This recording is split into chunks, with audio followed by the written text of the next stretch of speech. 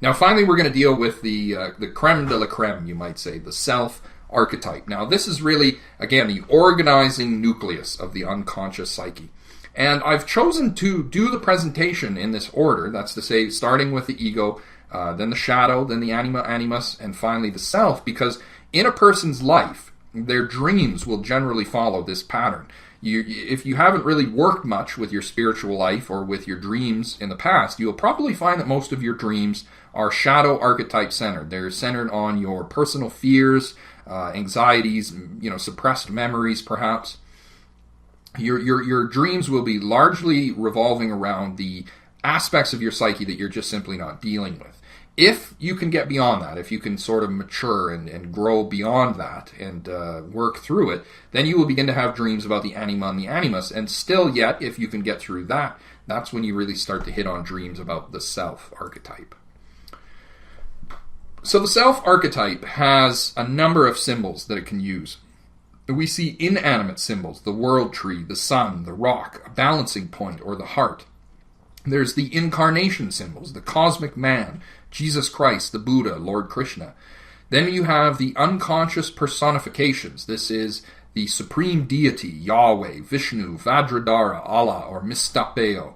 And mystical expressions, the spirit, the awareness of the unconscious that fills all and knows all. So the self-archetype is really a catch-all that Carl Jung would use to describe all of the symbols in the unconscious that are concerned with this subject of totality and supremacy and power and godhood, right? This is really where this originates. The self captures our notions of totality, wholeness, fulfillment, and mystery. The self is the most powerful archetype in the unconscious and manifests itself in a wide variety of mythological forms. The essential quality of the self archetype is that it is the regulating center of the psyche. It is in fact the self that regulates, organizes, and produces the experience of dreams. We see this sense of balance expressed mythically when we speak of God as a judge or the enforcer of justice. So here we have some symbols. This is a Native American symbol that represents this fourfold pattern. The self-archetype is often expressed in a fourfold manner. That's to represent the balance, the unity, the connection between everything, the sense of wholeness and totality. Here again, we have the sense of balance, unity. Even the cross with the circle around the back it expresses this sense. Here again, we have the fourfold pattern centered in a circle. This is a Tibetan sand painting.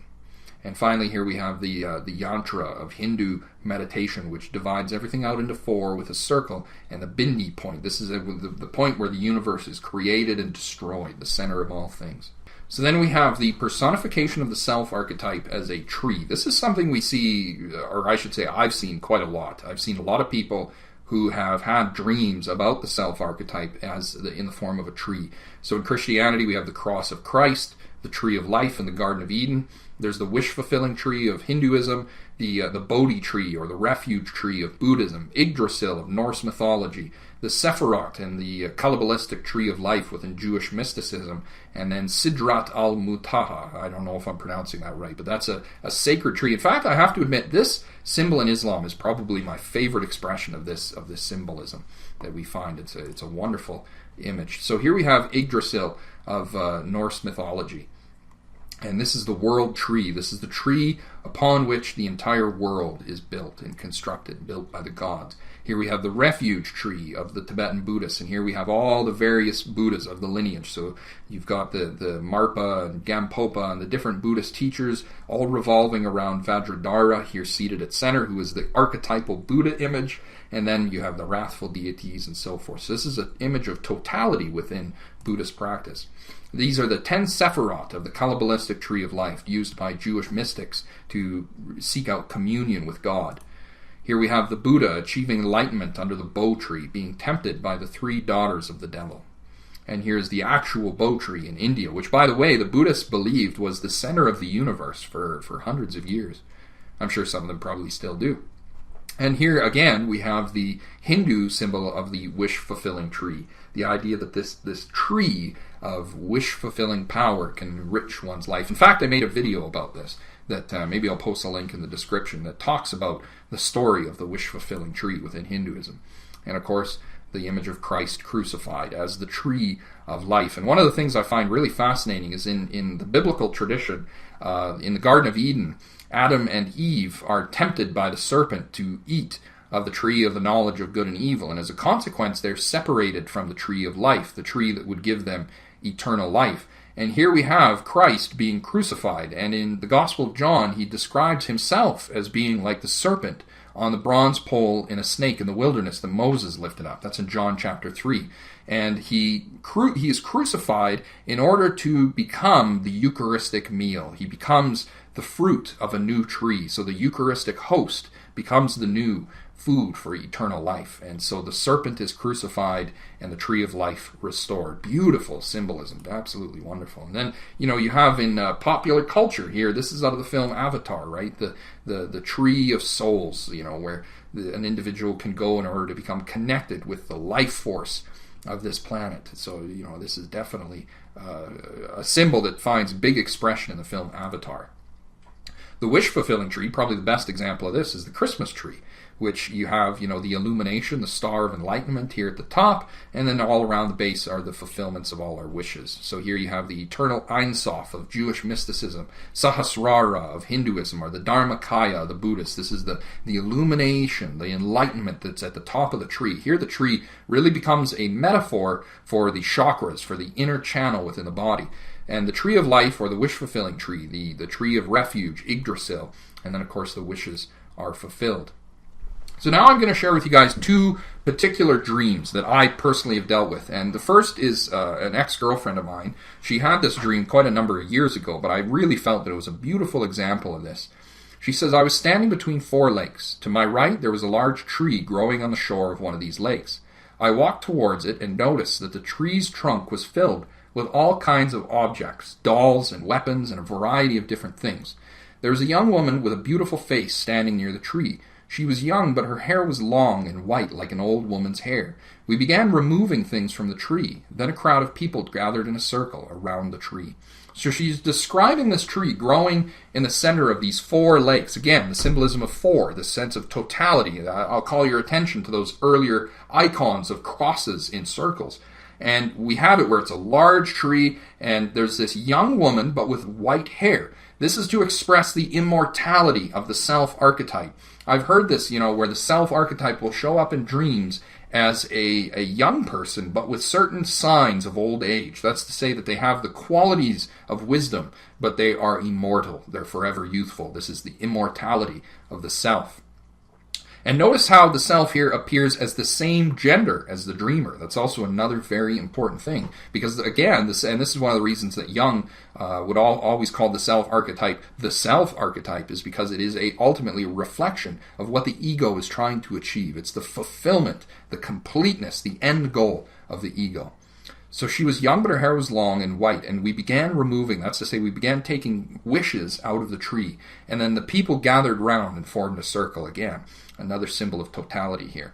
Now, the next dream is a dream of a good friend of mine, Mike Dirksen, and he had this dream a number of years ago. And it says here, I was walking in an open field with my brother. The field was filled with short stubble, as if the crop had recently been harvested. We walked for a while until suddenly mirrors started appearing out of the ground. We moved past the mirrors until we arrived at a large pine tree. There was a small hole in the front of the tree where it looked as if you could put things inside. Off to the left of this tree stood my parents. So in this example, he's walking through a field that's being harvested. So he's come full circle in this dream. There's a fulfillment here that's taken place. And they walk until suddenly mirrors start popping out of the ground. And here again, I'll call your attention back to the mirror of projection that I used in the presentation, this image of the projections of the unconscious being reflected. So here in the dream, he's recognizing that his experiences in consciousness are a reflection of the truths of his unconscious. And he moves past the mirrors towards a large pine tree, and the small hole in the front of the tree is where you can put your wishes inside. And then you have the archetypal image of his parents standing off to the left. Another representation that we see of the self is the sun. So like the tree is a source of life, unlike the moon, the brilliance of the sun is unchanging. The sun does not wax or wane, its glory is eternal. In this way, the sun is an effective symbol for the eternal activity and glory of God, which is manifesting itself in the soul.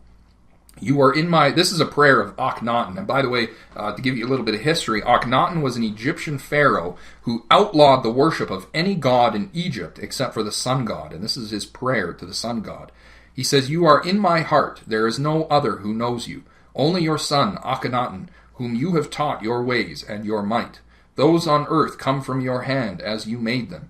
When you have dawned, they live. When you set, they die. You yourself are lifetime. One lives by you. All eyes are on your beauty until you set. All labor ceases when you rest in the west." So a beautiful representation here of how Akhenaten was recognizing the sun as a symbol of this self-archetype. And by the way, I should point out here that this is one of the big struggles, and this is, if you come from an Abrahamic tradition, you might be recognizing the threat of idolatry here, right? You're worshiping the sun. Well, why is worshiping the sun a sin? Well, because the sun is only a symbol. The sun is just a ball of burning gas in the sky, right? But it is a useful mirror in which we can see the eternal truth of God. So here you can see Akhenaten seeing these eternal truths, but getting stuck on the mirror. That's to say, he's getting stuck on the symbol, which is really the essence of idolatry, getting stuck on the symbol. And we can see in almost every religious tradition, when we have the iconography of saints, they place a sun disk behind their head. This is again a representation of the illumination, the enlightenment of the individual, and their status as having achieved eternal consciousness. Here we have the Buddha, same symbol. Here you have Krishna, illuminated with the sun behind his head. Shiva, same thing. And here we have Akhenaten and his adoration of the sun with his wife Nefertiti. And Sekhmet again with the sun disk. See the little serpent here again. Deeply significant symbol of the unconscious. So now this is a particular favorite of mine. This dream was a dream that Sarah had. This is the ex-girlfriend that I lived with for a while. And, she had this dream after we were practicing Buddhism for a while, and I immediately recognized the significance of the symbolism here. She says, "I was standing on the ocean, water stretched out in every direction as far as I could see. A voice said to me, 'Follow the path of the sun.' Just then, I saw the sun rise over the horizon and quickly move overhead. As the sun moved across the sky, I followed until I came across land." So here the water stretching out in every direction. Immediately this calls to mind, the image of the creation of the world. In the beginning, God created the heavens and the earth was a watery void, right? And this is a symbol of the unconscious psyche, right? The deep waters represent all of the unconscious contents of the psyche. Everything above the water is conscious, everything below the water is unconscious. And she's standing on the surface of the water, and then a disembodied voice says to her, "Follow the path of the sun." Whenever you hear a disembodied voice in a dream, it's the self archetype speaking to you. I remember Carl Jung talks about that in his book. He says, if you hear a voice in a dream and there's no one around you that said it, it's because it's the voice of the self archetype. We recognize this as the voice of God in our traditions, right? In movies, the voice of God comes, Abraham, right? This kind of a thing. So she hears this, and then the voice tells her to follow the path of the sun, and so that's what she does.